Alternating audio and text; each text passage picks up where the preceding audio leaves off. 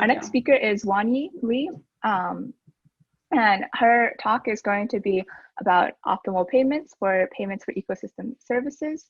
And this paper takes a realistic and, more importantly, implementable principal agent approach to plan contracts for a prominent yet understudied problem of these payments for ecosystem services. So Wanyi, I'll leave it to you.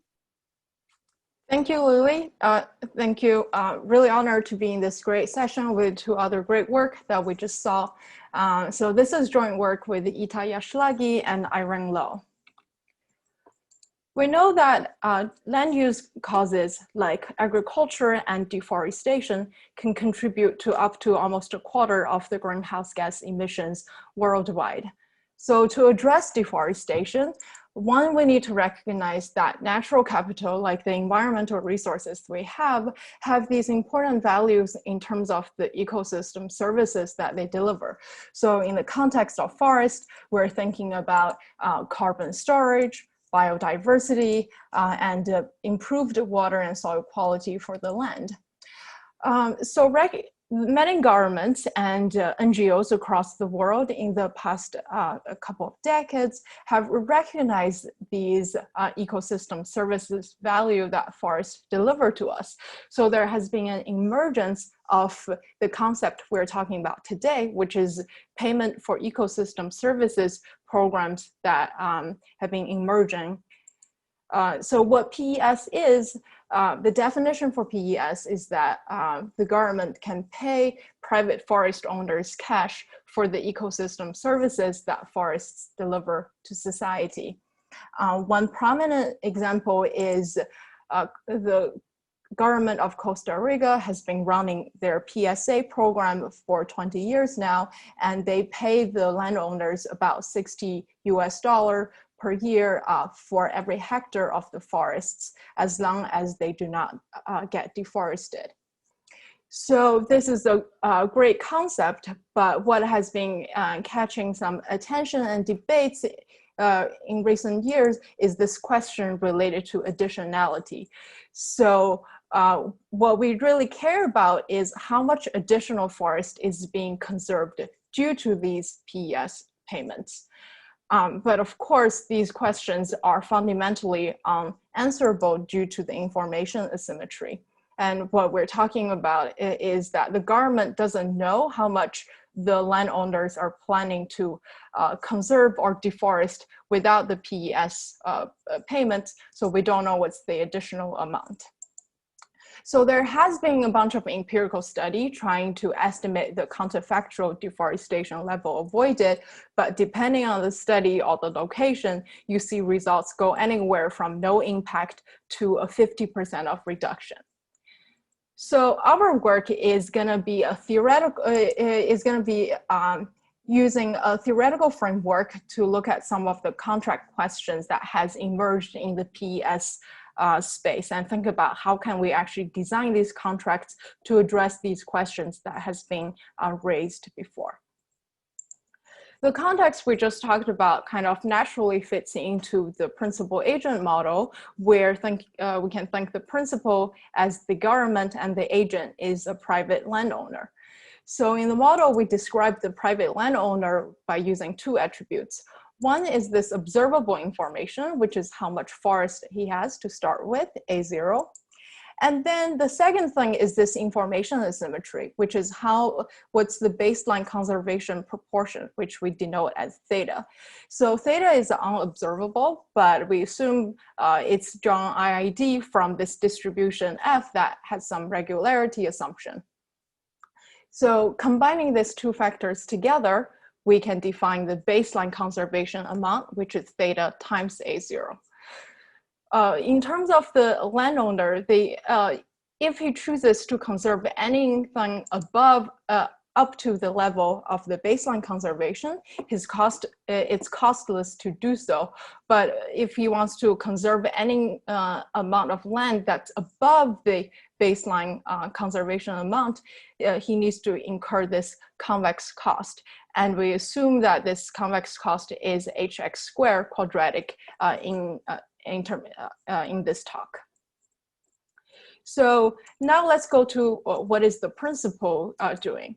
So the principal values the forest with the parameter K, which is the environmental value for every unit of the forest. So we can think about maybe social cost of carbon as a natural way to evaluate what these K should be. The principal wants to maximize this objective of maximizing environmental value from conserved trees minus the contract payments. But of course, she is subject to these classical market constraints like incentive compatibility, individual rationality, all arise from the information asymmetry. But actually, there is a hidden constraint here that we're not seeing, which is this boundary condition. So when we're talking about conserving forests, the landowner is not going to choose anything. They're not going to conserve less than their baseline amount, but also the agent will not be conserving more than the maximal conservation amount, which is the initial forest A0. So now we can go ahead and solve this optimization problem and just get the optimal contract solution, which by definition is also the second best solution. So we can work in the space of direct revelation contract. And if you're familiar with kind of the classical literature, it might seem very similar to what the classical solution looks like, but actually this solution is going to appear with a twist due to this boundary condition that we just mentioned.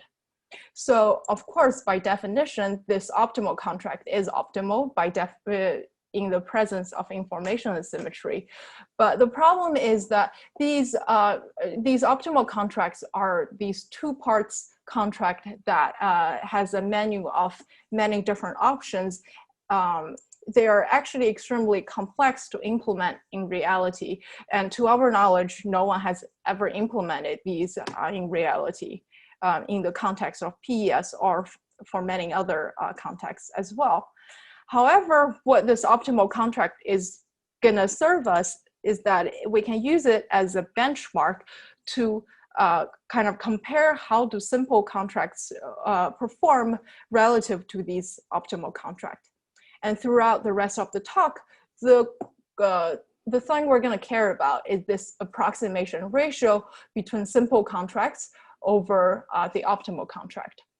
And the answer is going to depend on this measure that you will repeatedly see, which is this measure of K over HA0. It roughly measures how much do we care about the environment versus how profitable land development is. So now let's dive straight in and think about the contracts that's currently used by Costa Rica and many other governments. So we call these contracts as conditional contracts because the government pay the agent a lump sum payment if and only if the agent do not do any deforestation at all. So you pay if the conservation action is the full amount at A0. So indeed, we show that theoretically, this is a really great contract. In fact, it is the optimal contract when the environmental value is relatively high. So this is great news. If we care about the environment a lot and land development opportunity is low, let's just go ahead and continue what we're doing. However, we actually find that there exist parameter regions such that this conditional contract can perform extremely poorly. In fact, it's possible to see phenomena where this ratio approaches to 0. And this poor performance in reality can manifest itself in terms of low take-up. Basically, this requirement is so stringent, the landowner will just say, I do not expect to conserve the entire amount at all, so let me just not participate in the first place. So to address that, we go look at a different kind of contract, which is the linear contract. So linear contract is just, it does not come with any condition. You just pay the agent a linear price for any amount of forest that's left by the end of the contracting period. So I'm already showing the main result of this paper here, which is that linear contracts actually have a great robustness feature, which is regardless of any parameter we can have among all parameter region, we can show that this ratio between linear contract and optimal contract is always going to be more than 50%. And the linear contract we use here is a simple price k/2 that is distribution free. That's independent of this f theta distribution.